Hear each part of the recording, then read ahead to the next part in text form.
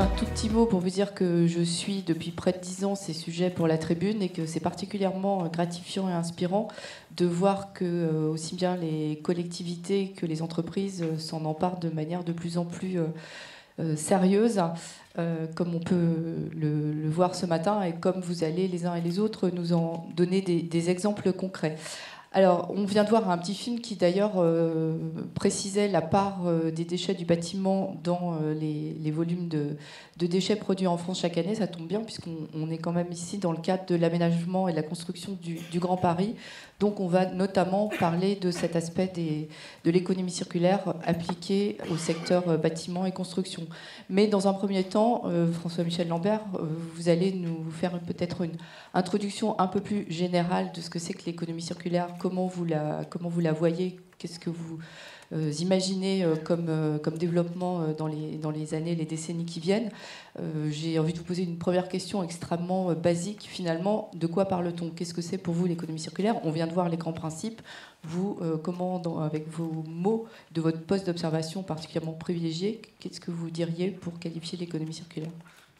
Tout d'abord, vous remercier, vous toutes et vous tous. Vous l'avez dit, je suis député des Bouches-du-Rhône et je me retrouve à promouvoir l'économie circulaire au sein de la métropole du Grand Paris.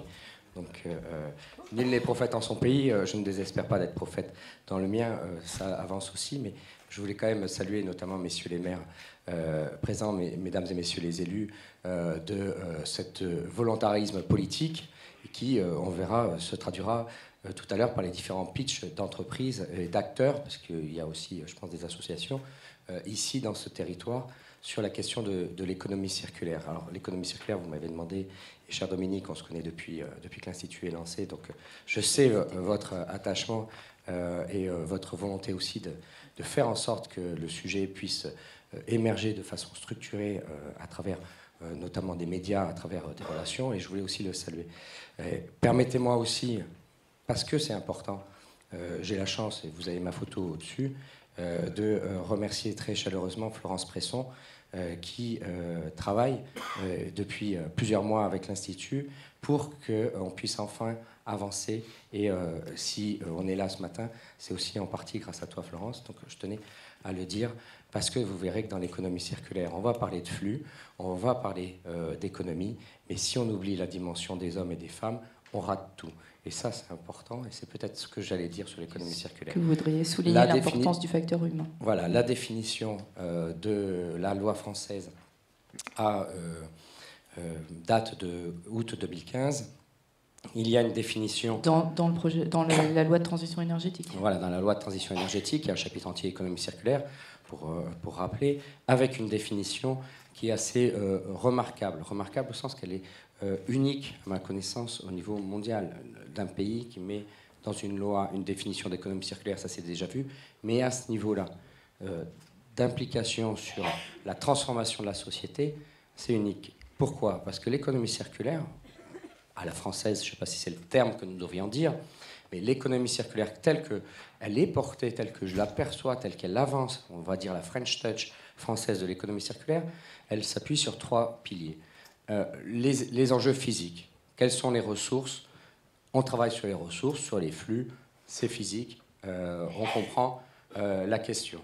Elle travaille sur l'absolue nécessité d'avoir un équilibre économique. Cet équilibre économique peut être assuré par des incitations, des apports du collectif. Mais la dernière dimension, elle est éthique. Elle fait avec les hommes tels qu'ils sont dans le territoire. Elle fait avec les cultures. On doit bien comprendre que c'est une transformation complète, pas que technique. Il faut aussi réinterpréter par territoire, par le fait des gens.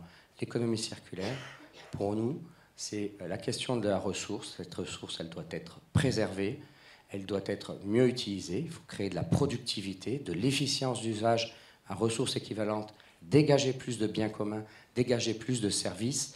Et donc, j'ai dit le mot usage. S'il y a le mot usage, derrière, il y a les hommes, les femmes qui en feront, et qui en prendront. Et donc, c'est extrêmement important. Député de Provence, je ne peux pas imaginer faire un copier-coller de ce qui se fera en Île-de-France, qui se fera en Alsace, qui se fera en Bretagne. On s'inspire Et après, après, la dimension territoriale. on travaille avec la culture, la société telle qu'elle est dans le territoire. Donc c'est éminemment territorial. Alors, avant de revenir au territoire, vous avez prononcé un mot économique. Jean-Christophe, tout à l'heure, parlait de vitrine française de l'économie circulaire. Est-ce qu'on peut, pour bien fixer les choses, citer quelques chiffres en termes de perspectives de création de richesse et de création d'emplois autour de l'économie circulaire? Est-ce que ça peut être une voie de sortie de crise économique dans laquelle on est encalminé depuis quelques années? Toujours difficile de citer quelques chiffres, mais déjà avoir en connaissance l'extrême gaspillage de ce qui nous est donné. Ce n'est pas que du gaspillage de la ressource qu'on voit gaspiller, c'est aussi du gaspillage dans ce qui existe, dans les infrastructures, dans tout ce qui est déjà produit. On connaît bien la question de la perceuse, ça a été dit. Elle a une durée de vie de plusieurs heures et elle aura tourné 10 ou 20 minutes. En vérité, c'est donc là qu'il faut chercher. Les chiffres, c'est au niveau... je vais rester que sur l'emploi parce que je pense que... C'est déjà pas mal. Hein.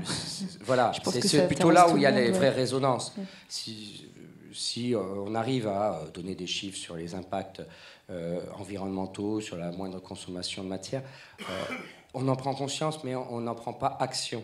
Alors que si je prends un seul et unique chiffre, et qui en plus est consolidé, puisque c'est la Commission européenne qui le propose, qui le présente, c'est 2 millions d'emplois potentiels au niveau de l'Europe sur environ 500 millions d'habitants. Vous voyez le ratio, c'est quand même extraordinaire.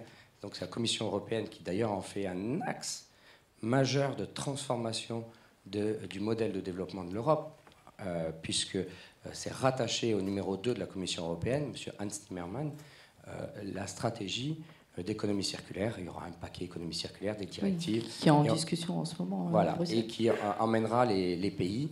Le problème de l'Europe, c'est qu'elle part de pays qui sont assez en avance et en perception sur ce sujet, et puis d'autres qui ne l'ont pas encore intégré. Et donc la France doit regarder ce qui se fait à l'Europe, mais doit prendre sa vitesse, doit prendre son ambition. Alors revenons de Bruxelles à la métropole du Grand Paris et à l'aspect territorial. Est-ce que c'est nouveau qu'une métropole s'empare comme ça de la thématique économie circulaire? Qu'est-ce que ça peut changer dans le déploiement de cette économie? Vous pensez que c'est quelque chose de positif qui peut faire changer de braquet en fait, le développement de l'économie circulaire? Alors, les métropoles sont relativement nouvelles. Ceci étant, je regarderai quand même à la dimension d'une collectivité. La ville de Paris avait déjà montré un volontarisme qu'elle maintient, qu'elle poursuit. On aura d'ailleurs Antoinette Gull qui viendra nous en parler tout à l'heure. Antoinette Gull qui est adjointe à la maire de Paris. À la maire de Paris, et dans ses responsabilités, il y a le titre économie circulaire. Nous avons des régions, mais ce n'est pas la même question, c'est plus de l'animation de territoire.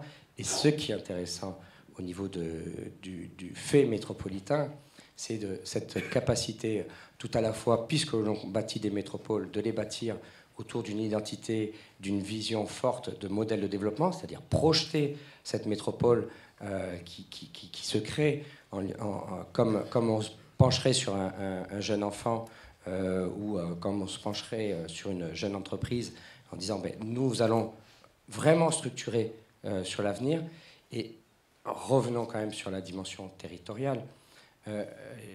Je ne cesse de dire la dimension de ce qui fait le territoire.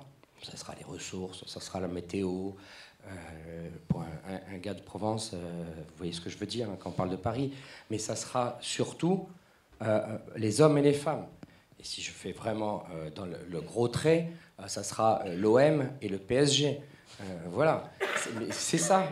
Et c'est ça qu'il faut avoir en tête. C'est la dimension territoriale, comprendre ce qui est dans le territoire, comprendre ce qui anime les gens du territoire, bien plus que le football évidemment, vous aurez compris ma métaphore, et s'appuyer dessus pour qu'il y ait une dynamique, un cercle vertueux entre la connaissance des flux et des approches spécifiques liées à ce qui fait la culture du lieu. Il y a un projet, je crois, de plateforme de réseau social, justement, destiné à faire émerger ce dialogue, ces échanges entre les êtres humains qui vont construire cette économie circulaire. Alors, nous, au sein de l'Institut de l'économie circulaire, avec le soutien de l'ADEME et de 4 régions, nous avons déployé une première plateforme qui s'appelle économiecirculaire.org. C'est une plateforme d'accès libre, une sorte de réseau social autour de l'économie circulaire. Donc j'invite chacun et chacune à s'y référer, avec des fiches projets pour s'en inspirer. J'insisterai, vous trouverez une fiche projet, vous devez vous en inspirer et toujours la réinterpréter par rapport à votre territoire. Et cette plateforme, elle est nationale.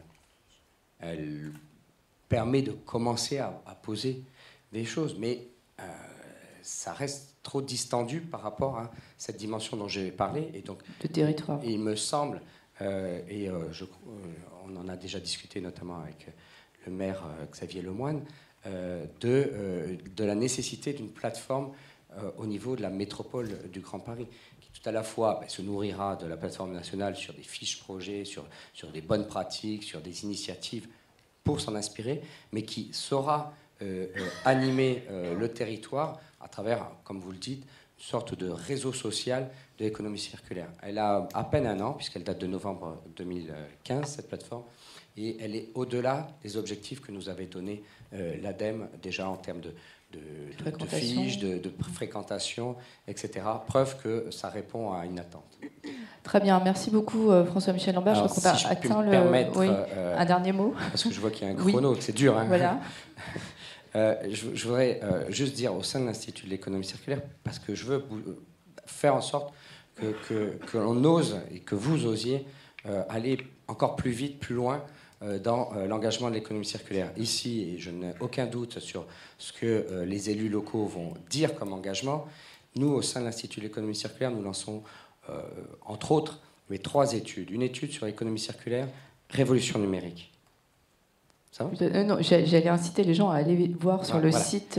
Économie circulaire, révolution numérique. Pourquoi ? Parce que la révolution numérique, et si on regarde techniquement la blockchain, c'est vraiment un vecteur extraordinaire pour accélérer les échanges d'informations, les échanges de flux. On va en reparler d'ailleurs dans le cours de la matinée. Mais je voulais insister. Oui. Donc, et on fait 2 autres études, économie circulaire et monnaie complémentaire.